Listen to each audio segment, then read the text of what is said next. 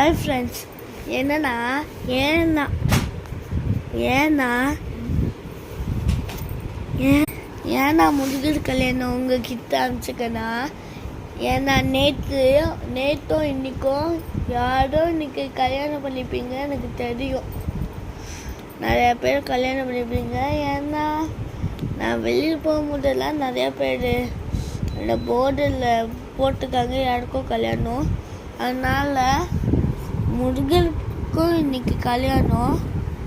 அதனால இன்னைக்கு எங்கள் கோயிலுக்கு போனோம். எங்கள் கோயிலில் என்ன பண்ணாங்கன்னா நல்லா போயிட்டே இருந்துச்சுங்க. முருகருக்கும் நல்லா பண்ணாங்க கல்யாணம்.